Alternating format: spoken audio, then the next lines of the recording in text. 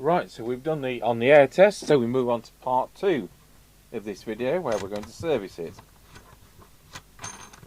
It'd be nice if people can watch these sequentially, which is why we've labelled it part 1, 2 and 3. So part 1 we did the taking it out of the box, going through the parameters on the test set to make sure there's nothing which wasn't legal, and now we'll service the set in the usual way. So brand new, 1981, fresh out of the box.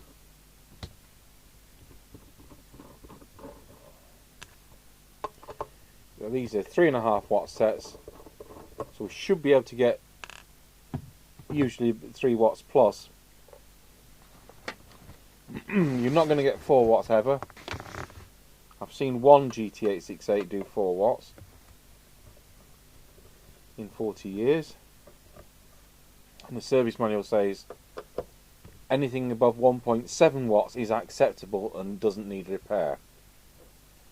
So don't go chasing faults that aren't there.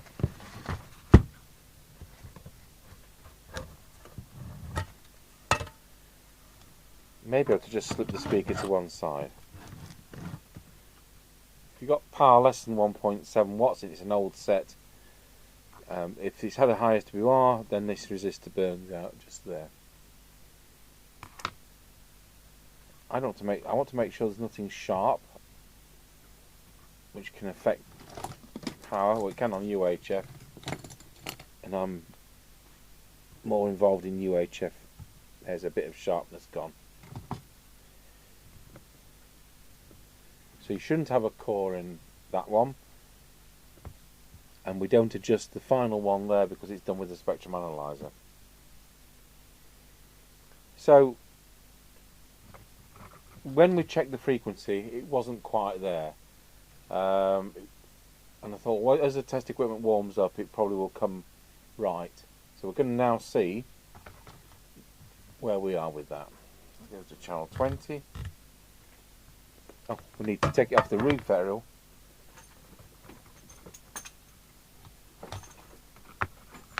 And go on to the test set.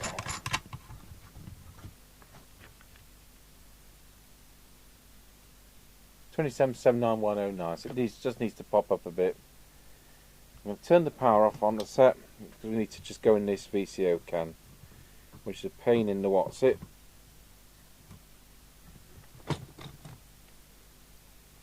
It's the right hand trimmer.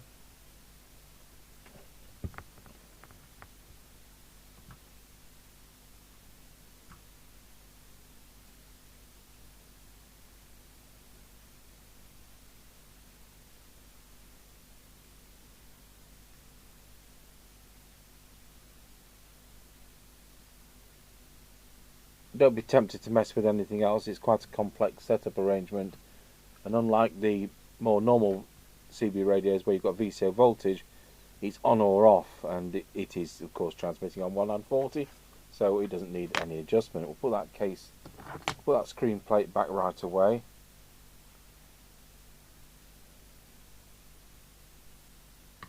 Solder to the edge.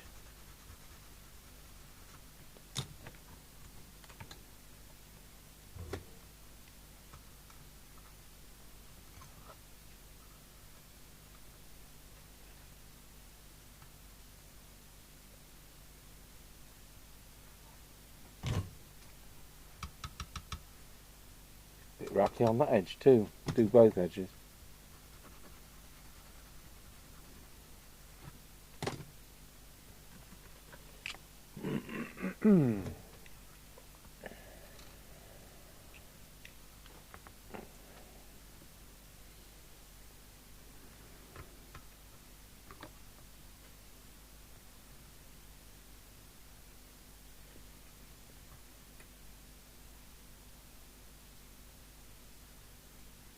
That one was spot on, the first one wasn't.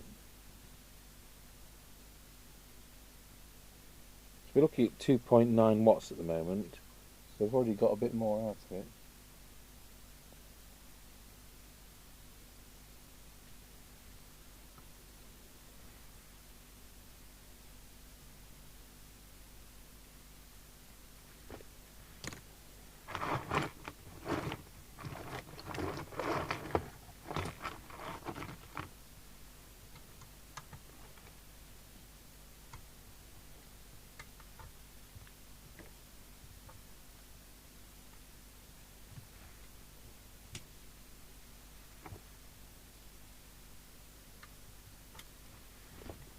I've just got to check these airspace coils are the correct spacing.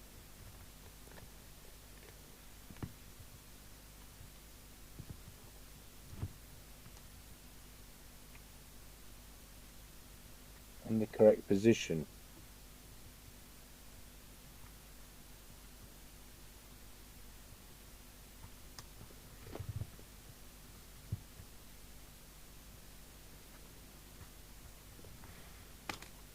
Just go back on these two. Well, I haven't done that one, have we? So we're about 3.4 watts at the moment.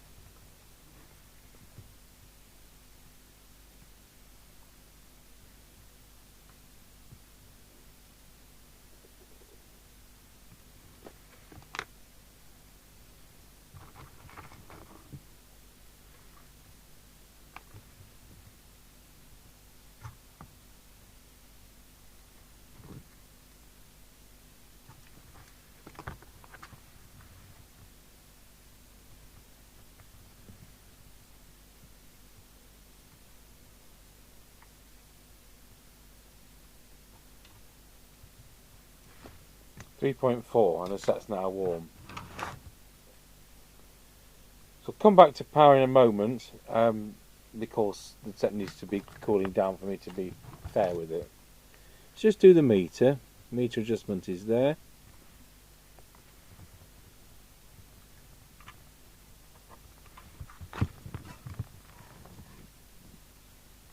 Centre of the red zone, regardless of what the power really is. Deviation. Voila. We've got 2.5. It looks right, but as the deviation meter on this test set can play up, I'm going to verify it with the test set behind me. We'll just plug it into there.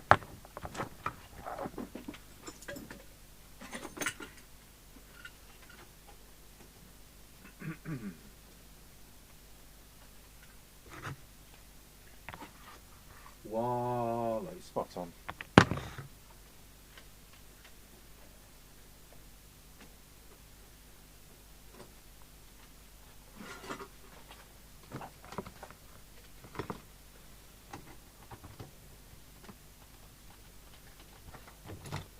Just leave the power for a moment, but we'll do some of these others.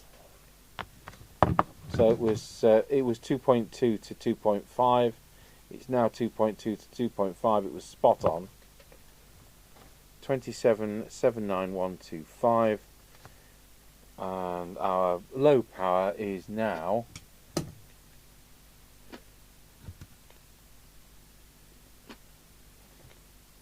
actually dropped to 220 milliwatts, and our power consumption is now 775 milliamps. You can see we've definitely gained some power there. So RF meter is done. Let's go over to receive. Set the signal generator for 27,79125.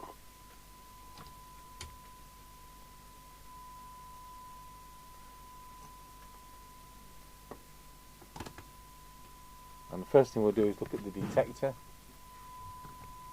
I'm not on the right speaker, I'm on the PA speaker, because I've just done the on the air test, haven't I?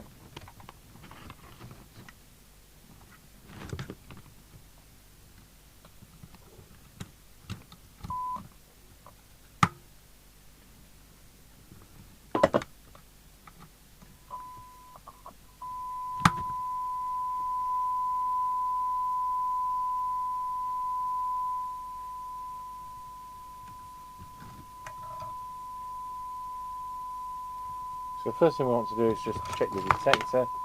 Something isn't right because the squelch is funny at the top end. Although it works alright, it's funny at the top end.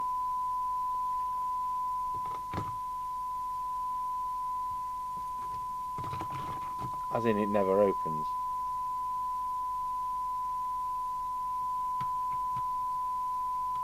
Wrong tool.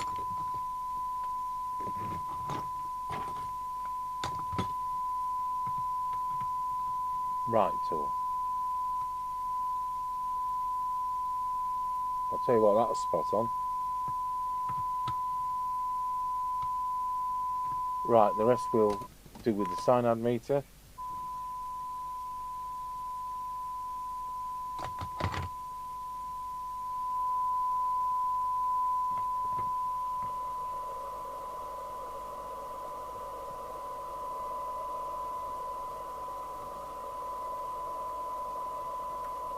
I can't think I'm going to get any more out of this receiver, it's so sensitive. Oh, except what I just did do.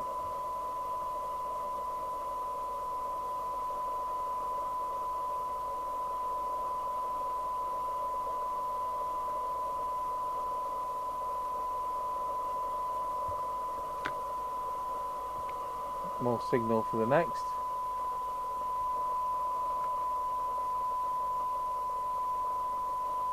That was already spot on.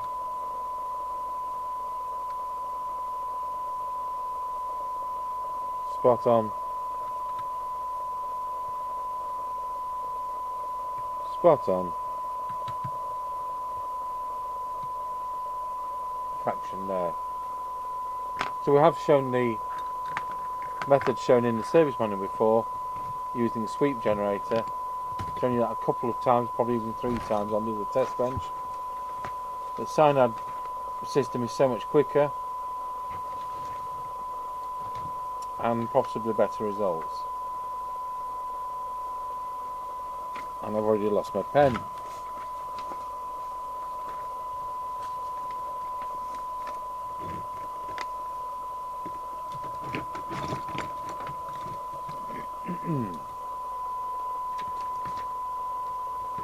Right, let's see what we've got.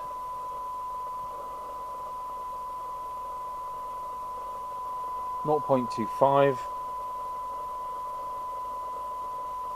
It was 0.26. So dancing around the edges again. 0.22.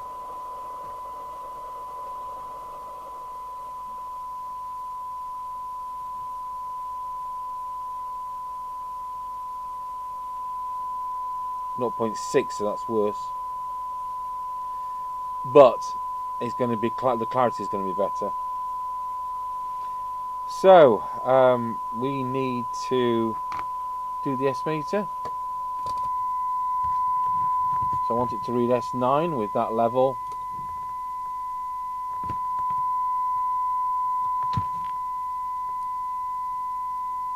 That's the lowest it will go.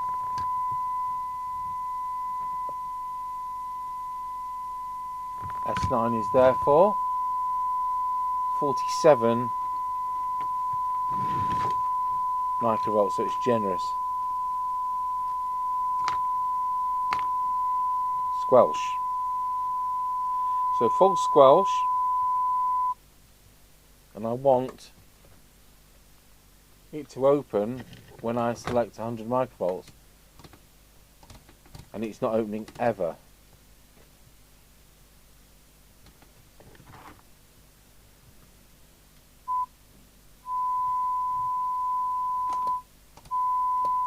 Do you know what? I was beginning to think there was a fault because it was so far out. The slightest adjustment, it's exactly right now.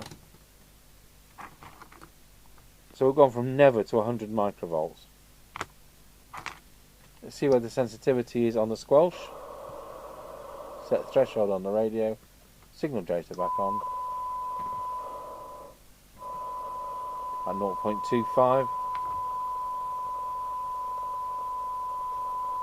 Wow. So this does work better than the other one.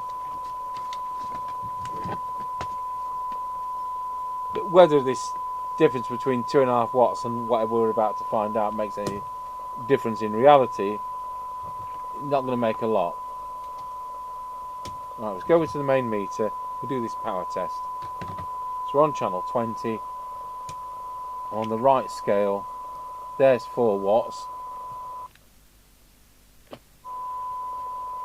3.4.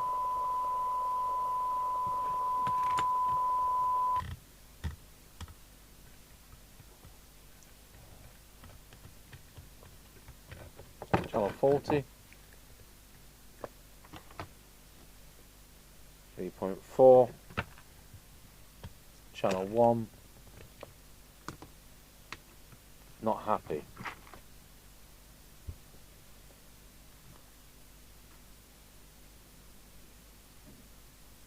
Let's go through this again.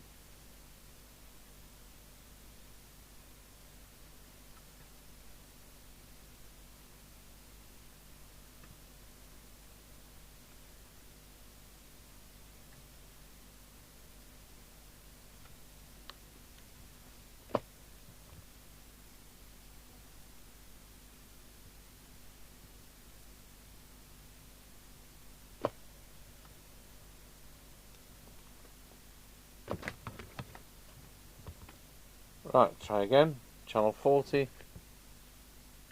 I'm going to start again with the retune.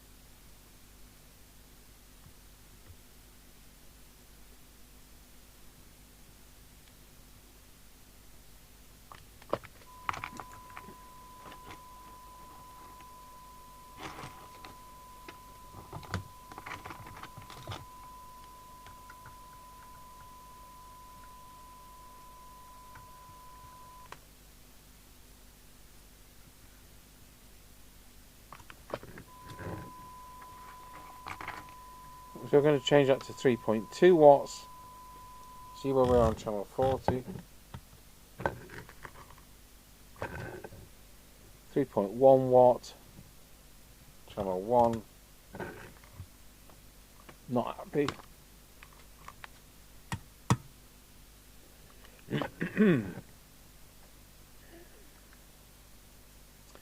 Let's take the VCO can off. Something else for alignment in the VCO can. Let's have a look at the circuit.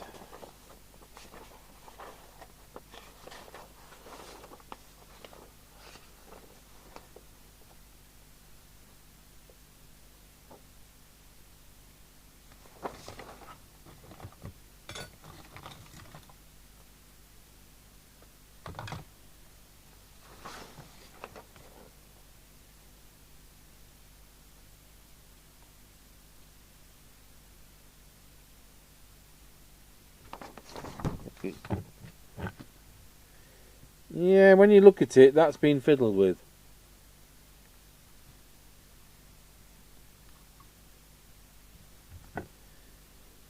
So,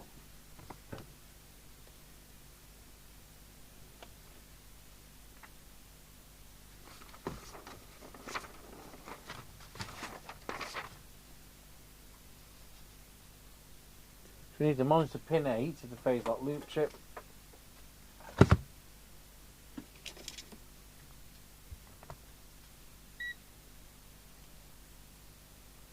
A lot of stuff that looks like it's new unboxing now is a return. That hasn't come out of the factory like that. Pin 8 is the test point there. And it needs to be logic high.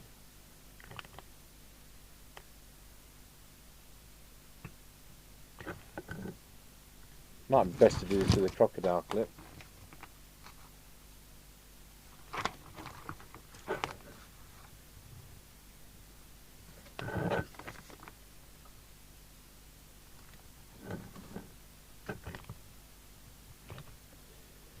So go to channel 20.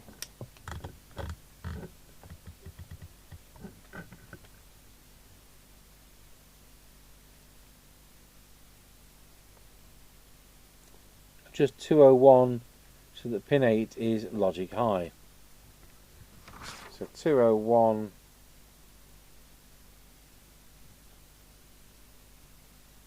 is the one that's been messed with.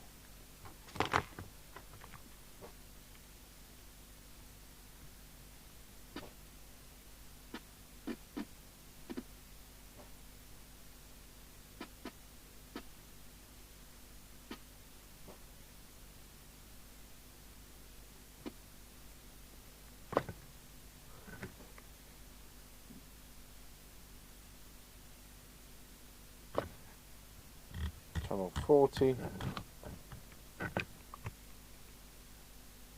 Yep, channel 1. Yeah, solidly going into transmit.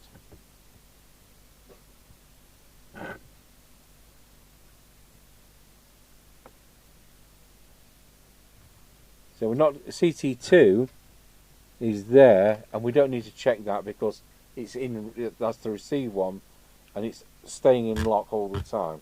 So go back to channel 20, it's in lock. Channel 40, it's in lock. Channel 1 is in lock. Back to transmit. Channel 1's in lock. And channel 40 is always going to be logic high. So it's kind of, it's a bit of a compromise. It's not a nice adjustment. I've not fiddled with anything else because clearly that's been fiddled with. We'll put the screen plate back on and then hope the set works in channel 1. Right, so final check. Check it's transmitting on channel 1.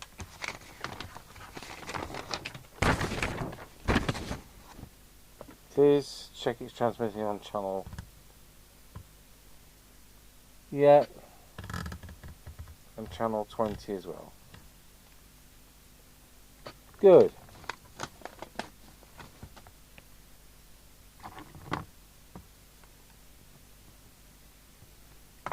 So we brought up half a watt.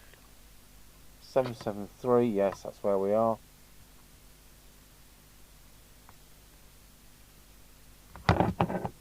Right. Lid back on.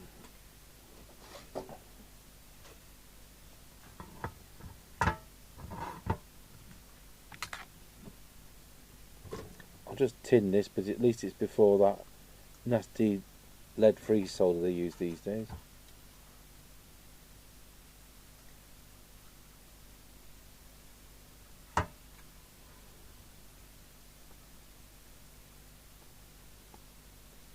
So I think that all these sets are returns. I think a lot of new in-box sets are returns. And back in the day, returns were about 50%.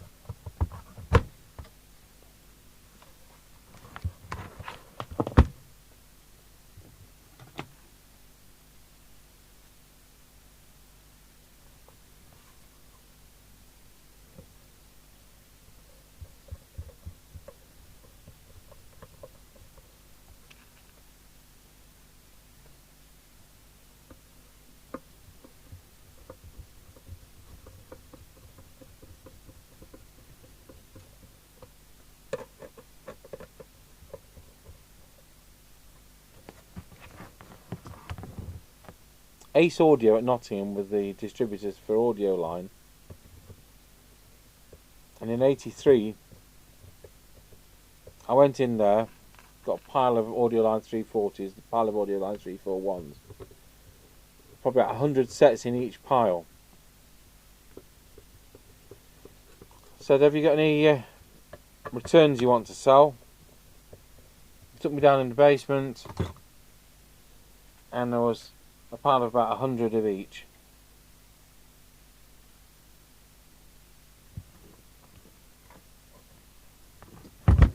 So now with the lid on, check it's working on all channels.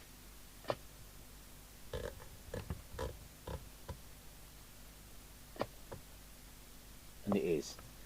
Good.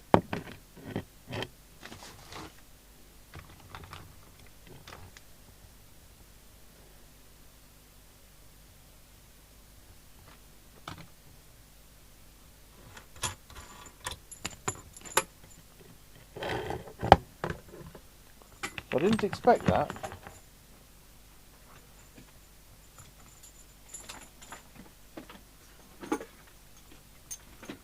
Well, I'll put it on the roof aerial.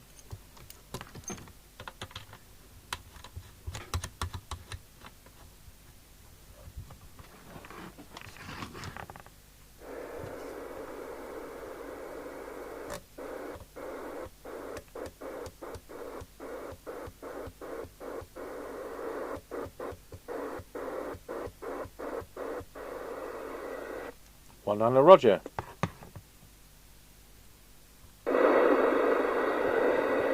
One on a Roger.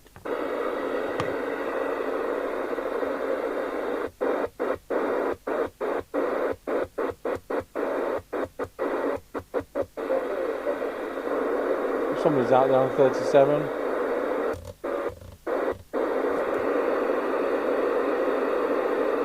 Okay, so they have a new boxed Gecol GT868, but I think it was at one point a return. So thanks for watching, and we'll now do the on-the-air test of it now being serviced. So your part one was the initial unboxing and checking that it was still legal, and then going into an on-the-air test. This is the service for it, and then we're going to now do a third video, which is the on-the-air test with it having been serviced. And I doubt it'll make any difference. Thanks for watching.